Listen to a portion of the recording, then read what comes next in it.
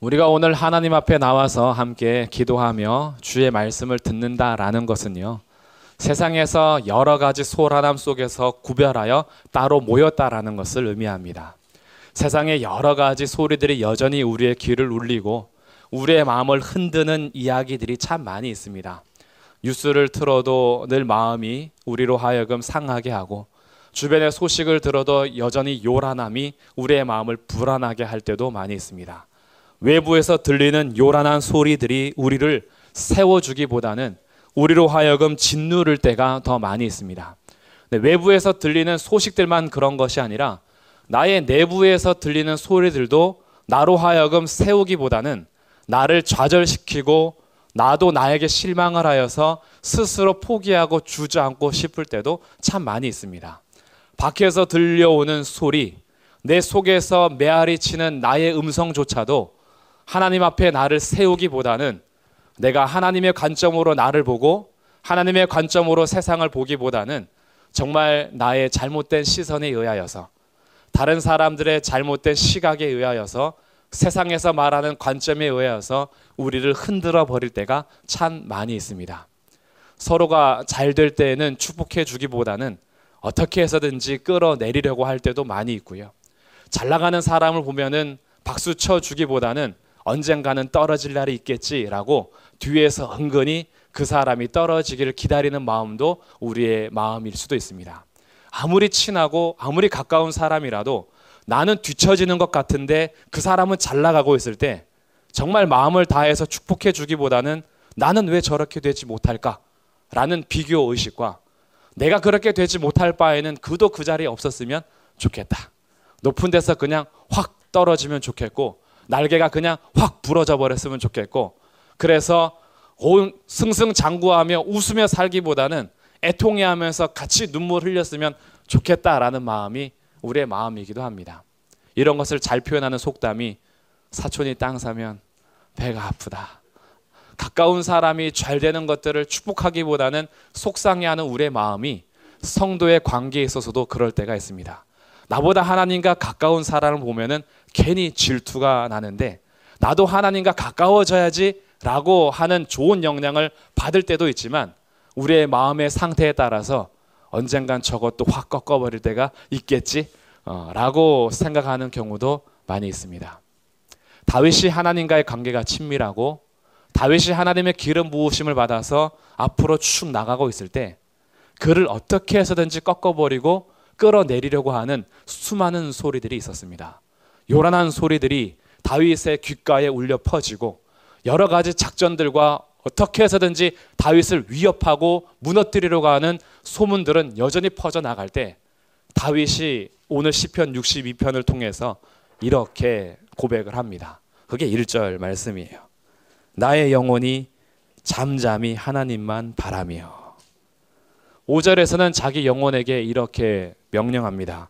나의 영혼아 잠잠히 하나님만 바라라. 이 잠잠하다라는 단어는요, 그야 말 그대로 침묵을 말합니다. 침묵하며 기다리는 것이 잠잠히라는 단어예요.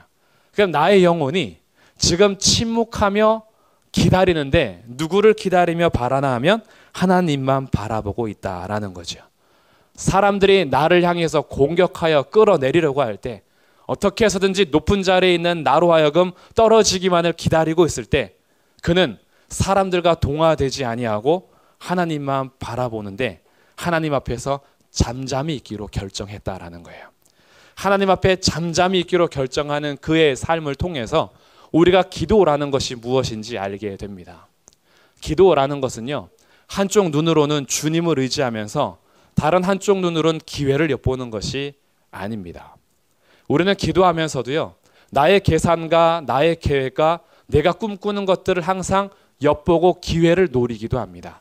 그래서 기도하면서 하나님께 내 마음이 온전히 집중되기보다는 기도하면서 나의 온갖 요란한 소리에 오히려 주목하지 못할 때가 많이 있어요. 그러니까 기도하면서도 나의 욕심이 끊어지지 않는 거예요. 기도하면서도 나의 요란한 소리가 정리가 되지 않는 겁니다. 기도하면서도 여전히 바깥에서 들려오는 소식들이 신경 쓰여서 도무지 기도를 할 수가 없는 거죠. 그게 기도의 자리에 아직 들어가지 못한 거예요. 기도라는 것은요, 내 두 눈이 하나님만 향해서 초점을 맞추는 겁니다. 이게 잠잠히 하나님만 바란다라는 거예요. 잠잠히라고 해서 무조건 침묵만 하고 아무 말도 안 하는 것도 아니고, 침묵한다라고 해서 할 말이 없어서 가만히 있는 것도 아닙니다. 도대체 뭘 기도해야 될지 몰라서 멍하니 있는 시간도 아니고, 한참 쏟아낸 보니 지쳐서 잠잠히 주님만 바라봅니다. 이런 고백도 아니에요. 여기서 잠잠히 하나님 앞에 침묵하며 주님만을 기다리고 하나님을 바라본다라는 것은 내 마음의 모든 것을, 나의 모든 초점을 하나님께로 두겠다라는 결정인 거예요. 하나님께로 그 눈을 들어보니 세상의 요란한 소리들이 자기의 영혼을 흔들질 못합니다. 내 내면에서 끌어올리는 요란한 소리들이 자기로 하여금 요동치 못해요. 그래서 그가 이렇게 고백을 하는 거죠. 2절 말씀입니다. 2절과 6절에서 똑같이 고백을 하는데, 자, 우리 2절을 함께 읽어보겠습니다. 시작. 오직 그만이 나의 반석이시요 나의 구원이시요 나의 요새이시니 내가 크게 흔들리지 아니하리로다. 아멘. 6절입니다. 오직 그만이 나의 반석이시요 나의 구원이시요 나의 요새이시니 내가 흔들리지 아니하리로다. 아멘. 사람들의 말이, 사람들의 포악함이 계속해서 다윗을 흔들려고 하지만, 그러나 그는 하나님께 주목하고 있어요. 하나님께 주목을 하니 흔들리지 않겠다라는 고백을 함께 하게 되는 겁니다. 그러면 이 다윗이 왜 하나님만 잠잠히 바라볼 수 있는가? 두 가지 이유 때문에 설명을 하는데요. 1절과 5절에서는 그 이유를 설명하고 있습니다. 1절에서는 첫 번째, 왜 나의 영혼이 잠잠히 하나님만 바랄 수 있느냐? 나의 구원이 그에게서 나오기 때문입니다. 하나님께 나의 구원이 달려있지 세상의 소리에 달려있는 것이 아니다라는 거예요. 5절에서는 두 번째 이유를 말합니다. 나의 영혼아 잠잠히 하나님만 바라라. 왜냐? 나의 소망이 그로부터 나오기 때문이다. 소망도 사람들이나 환경에서부터 나오는 것이 아니라 하나님께로부터 나오는 거예요. 다윗은 여기에 대한 믿음이 있었습니다. 사람들이 아무리 뭐라 그래도 자기의 구원은 하나님께 나오는 것이고, 세상이 뭐라 그래도 자기의 소망은 하나님께로부터만 나오는 것이다 라는 거죠. 아이들끼리 놀다 보면 서로 놀릴 때가 있어요. 못생긴 그림을 보면 이게 너야 이럴 때 있어요. 그리고 뭔가 망가진 괴물들을 보면은 이 괴물이 너야 그럴 때 있어요. 그러면 괜히 막 속상해가지고 그거 나 아닌데 이러면서 싸워요. 서로 얘기하죠. 서로 더 못생긴 게 너라 그래요. 서로 더 망가지는 걸 너라 그래요. 막 그러면서도 분하고 막 속상해해요. 그럴 때 제가 한마디 이렇게 거들죠. 아무리 누가 너에게 이 그림이 너라 그래도 돼지 그림을 보면서 돼지가 너야 이런다거나, 아니면 바퀴벌레 그림을 보면서 바퀴벌레 이게 너야 이러고 할 때, 아무리 주변에서 돼지 그림을 보고 벌레 그림을 보면서 너라고 해도 그건 너가 아니야. 그 사람이 너한테 벌레라 그런다고 해서 너가 벌레 되는 거 아니고, 그 사람이 옆에서 너를 향해 돼지라 그런다고 해서 너가 돼지가 되는 게 아니야. 돼지 눈에는 돼지만 보이고 벌레 눈에는 벌레만 보여. 옆에서 뭐라 그런다고 해서 너가 달라지는 게 아니야. 다윗은 이것을 결정한 거예요. 사람들이 어떤 작전을 펼치고 사람들이 어떤 포악함으로 나를 삼키려 해도 구원은 하나님께로부터 나온다라는 사실, 소망 또한 하나님께로부터 나온다라는 사실을 믿었기 때문에 그는 자기 영혼이 하나님만 잠잠히 바라는 겁니다. 우리의 이 요란한 세상 속에서 세상의 소리도 시끄럽지만 내 마음도 얼마나 분주합니까? 우리의 마음도 여러 가지 요란한 상황 속에서 여러 가지 이야기를 들으며 잠잠히 하나님을 향하지 못할 때가 얼마나 많이 있는지요. 오늘 이 시편을 통해서요, 우리도 하나님 앞에 잠잠히 하나님만 바라는 그런 훈련과 그런 연습이 우리의 기도의 자리에 있기를 주님의 이름으로 축복합니다. 그래서 나의 지혜나 나의 계획이나 내가 생각하는 것이나 내가 의지하는 것보다 훨씬 크고 훨씬 위대하고 훨씬 지혜로운 분이 있음을 믿는 거예요. 오직 그만이 나의 반석이 되시고 그만이 나의 요새가 되시고 그분만이 나의 구원이 되시니 우리는 흔들리지 않는 겁니다. 근데 어리석은 사람들은요, 3절과 4절, 9절과 10절에서 등장을 해요. 어리석은 사람들은 어떤 사람이냐 하면 하나님만 바라고 하나님을 반석 삼는 사람들이 아니라 3절 말씀입니다. 넘어지는 담과 흔들리는 울타리 같이 사람을 죽이려고 너희가 일제히 공격하기를 언제까지 하려느냐. 넘어지는 담이 그냥 훅 넘어지고 울타리가 흔들흔들 거리는 것처럼 사람을 언제든지 엿보아 죽이려고 하고 그 사람이 자기 손에 있는 것처럼 공격하기를 멈추지 않는 그들. 4절, 그들이 그를 그의 높은 자리에서 떨어뜨리기만을 꾀하고 저 자리에서 언젠가 떨어뜨릴 거야. 저 자리에서 언젠간 낙오시킬 거야. 그런 것들만 꾀하고 거짓을 즐겨합니다. 입으로는 축복을 하는데 속에는 저주가 가득해요. 사람들은 이렇다라는 거죠. 사람이 그래서 소망이 될 수 없는 것이고 사람이 구원이 될 수 없는 것이고 사람들은 의지의 대상이 안 되는 거예요. 사람들은 겉으로는 축복의 말을 해도 속으로는 저주할 수 있거든요. 9절에서는 이렇게 한탄합니다. 아, 슬프도다. 사람은 입김이랍니다. 입김은 그냥 하 하면 사라져버려요. 하 하고 금방 사라지는 것이 사람이래요. 헛되고 헛된 인생인 거죠. 안개가 쉬 사라지는 것처럼 인생은 언제든지 쉬 사라져 버릴 거예요. 또한 인생도 속임수입니다. 저울에 달면 그들은 입김보다도 가볍답니다. 입김만도 못한 거야. 쉬 사라지는 입김보다도 더 쉽게 사라지고 가벼운 것이 인생이다. 그렇기 때문에 너희들은 10절 포악을 의지하지 마라. 세상에서 있는 힘으로 뺏을 수 있는 권력자들 그런 거 의지할 게 아니야. 탈취한 것으로 허망하여 지지 마라. 세상에서는 내가 가진 것이 많아지고 쌓아놓는 것이 많아지면 내가 안정하게 되고 통장에 돈이 쌓일수록 금고에 금이 많이 쌓일수록 내가 가지고 있는 창고에 곡식이 쌓일수록 내 마음이 평안해지지만 그거 휘 불면 사라져버리는 것들 그런 탈취한 것으로 허망해지지 말고 재물이 늘어난다 해도 거기에 마음을 두지 마라. 재물이 우리를 구원할 수 있는 것이 아니기 때문에. 그러니 이것은요. 포악한 자를 의지하는 것, 권력을 의지하거나 가진 것, 탈취한 것이나 재물 같은 것을 의지하는 것은 그만큼 어리석다라는 거예요. 왜냐하면 구원과 소망이 그에게서 나는 게 아니거든요. 구원과 소망은 오직 하나님으로부터 난다라는 거예요. 그래서 그가 고백하는 말이 중간에 이제 나옵니다. 7절과 8절을 우리 같이 한번 읽어보겠습니다. 시작. 나의 구원과 영광 하나님께 있으며 내 힘의 반석과 피난처도 하나님께 있도다. 백성들아 시시로 그를 의지하고 그의 앞에 마음을 토하라. 하나님은 우리의 피난처시로다. 8절에서 마음을 토하라 라고 할 때 이 토하다라는 말은요. 너의 속에 있는 것을 다 쏟아내버리라는 거예요. 하나님 앞에 너의 마음을 다 쏟아내버려라. 이게 잠잠히 하나님을 바라보는 거예요. 그러니 잠잠히 하나님을 바라본다라는 것은요. 이중성을 가지고 있습니다. 내 마음을 하나님 앞에 다 토하고 쏟아내는 것도 있지만 내 마음을 다 쏟아내는다라는 것은 하나님께 귀를 기울이겠다라는 거예요. 그러니까 침묵이라는 것이 단순히 말하지 않음이 아니라 내 온 마음을 하나님께만 주목하겠다라는 거예요. 다른 소리에 내가 귀를 기울이거나 내 요란한 말들만 막 쏟아내지 않겠다라는 거예요. 기도의 자리에 나와서 기도 실컷 하고 가면서 내가 무슨 기도를 했지? 그럴 때 있어요. 열심히 기도하고 가면서 내가 뭐 했지? 이럴 때가 있어요.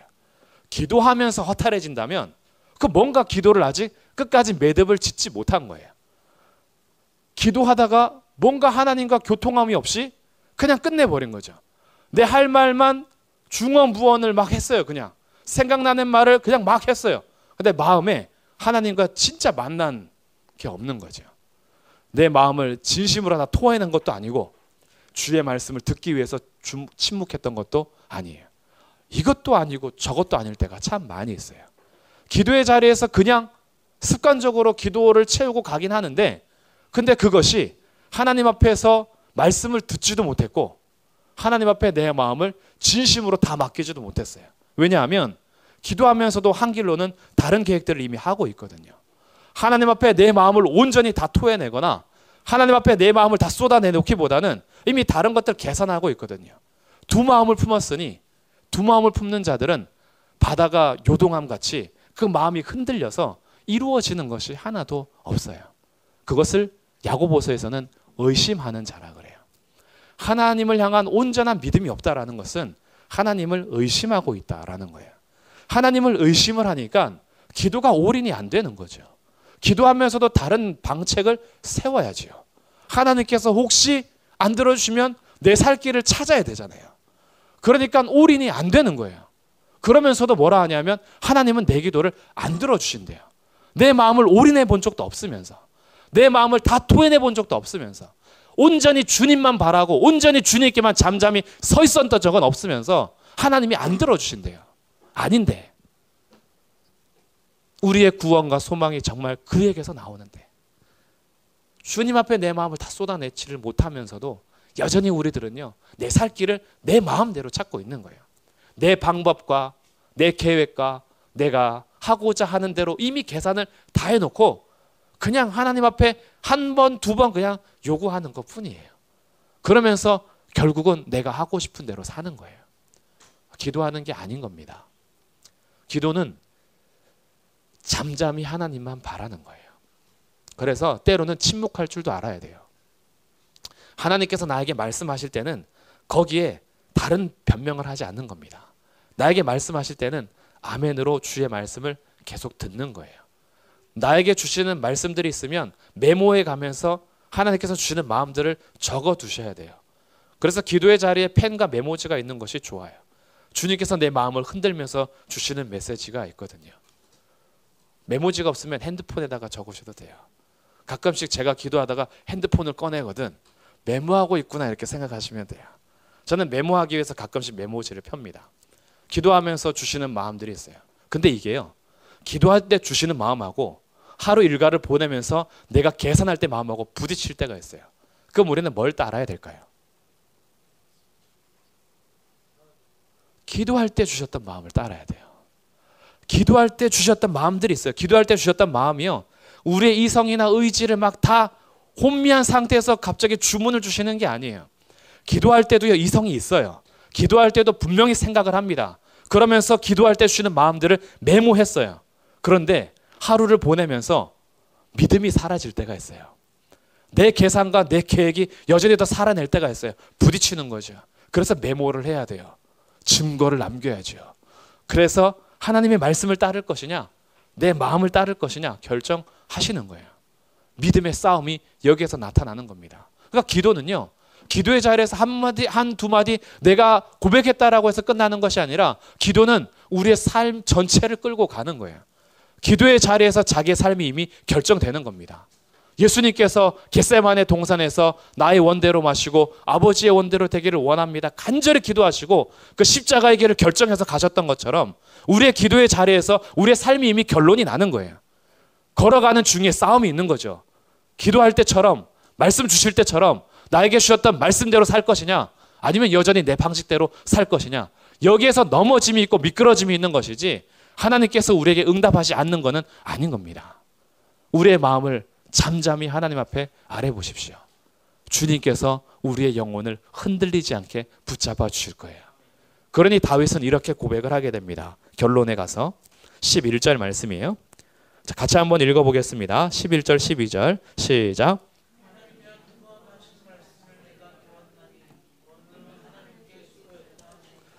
주여 인자함은 주께 속하오니 주께서 각 사람이 행한 대로 갚으심이니이다. 아멘. 11절의 번역을 조금 달리 해야 하는데요, 하나님이 한두 번 하신 말씀을 내가 들었다라는 이것이 아니라 하나님이 한 번 말씀하시고 나는 두 번 들었다라는 뜻이에요. 하나님이 한 번 말씀하시고 나는 두 번 들었다. 근데 이것이요, 어떤 의미인지는 조금 어려워요. 하나님이 한 번 말씀하시고 내가 곱씹어서 계속 들었다라는 의미인지, 아니면 우리 그런 표현이 있잖아요. 하나를 가르쳐주면 몇 개를 알아요? 두 개를 알아요. 하나님께서 한 번 말씀하셨는데 내가 두 가지를 들었다라는 표현으로 들을 수도 있어요. 그런데 이것이 두 번째로 본다면 하나님께서 한 번 말씀하시니 내가 두 번 들었다라는 것으로 우리가 해석해 본다면 이 두 가지가 뭔지 11절과 12절에 나와요. 그가 들었던 말씀이 뭐냐? 첫 번째는 권능은 하나님께 속하였다라는 것을 들었고, 두 번째는 뭘 들었느냐? 인자함은 주께 속하였다라는 것을 들었어요. 권능도 누구에게 있어요? 주께 속해 있고, 인자함도 누구에게 있어요? 주께 속하였다. 하나님은 한 번 말씀하셨어요. 이 모든 것이 누구에게 있냐면 나에게 있어요. 구원도 나에게, 소망도 나에게, 너의 모든 영광과 너희의 반석고 너희가 가는 모든 피난처도 나에게 있어요. 하나님께서 한 번 말씀하셨는데 그가 두 가지를 깨달아요. 그래, 이 세상에 있는 모든 권능도 주님께 속한 거야. 세상이 아무리 내놓으라는 자들이 자기 힘을 가지고 포악을 저지르며 탈취하고 빼앗으며 재물을 가지고 자랑을 해도 권능은 주님께 속해 있는 거야. 세상의 모든 사랑을 얘기하고 자기가 이 인생을 펼쳐나가는 것 같지만 하나님께서는 신실하게 그 사랑을 이어가시는데 인자하심, 하나님의 인자하심은 세상에 따라서 바뀌는 게 아니야. 하나님의 인자하심도 주님께 속한 거예요. 그러니까 다윗이 실족할 때 있었어요. 자기도 미끄러질 때가 있었어요. 완전히 죄인의 길을 걸어가면서 구렁텅이에서 넘어지고 거기서 빠져나오지 못하고 헤어나오지 못할 때가 있었어요. 그러나 주님의 인자하심도 주님께 속해 있었어요. 하나님께서 약속하신 대로 다윗을 이끌어 가신 겁니다. 그래서 다윗이 결정하는 거예요. 그렇다, 사람에 따라서, 환경에 따라서 주님의 사랑이 바뀌는 것이 아니라면 나는 세상이 뭐라 그리든 내 속에서 뭐라고 요란한 소리가 일어나든 나는 잠잠히 하나님만 바라보겠다. 그래서 자기한테 명령하는 겁니다. 나의 영혼아, 잠잠히 하나님만 바라라. 우리 오늘 하나님 앞에 같이 기도하러 모였는데요, 우리의 마음을 얼마나 쏟아 놓으시는지 모르겠습니다. 하나님께 우리의 마음을 다 토해낼 수 있는 자리가 되기를 바라고요. 꼭 이 자리뿐만이 아니라 기도할 때마다 하나님만 의지하고 하나님께만 우리의 마음을 쏟아낼 수 있기를 바랍니다. 그래서 우리의 마음이 두 마음이 되어서 흔들리지 마시고 온전히 잠잠히 하나님만 바라보십시오. 우리의 구원과 소망이 하나님께로부터 나옵니다. 그래서 때로는 침묵할 줄도 아시고, 때로는 하나님 앞에 가만히 잠잠히 있으면서 듣기만 하시고, 때로는 우리의 마음을 다 쏟아내시면서 하나님께만 내 마음을 다 아뢰요.